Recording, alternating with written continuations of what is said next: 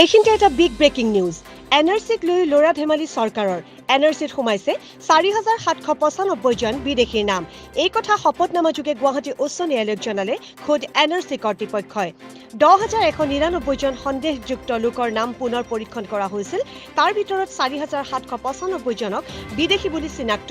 তাৰ উপৰিও তালিকাত নাম থকা অন্য 1,032 জন লোকৰ নামো অযোগ্য ঘোষণা NRC কৰ্তৃপক্ষৰ।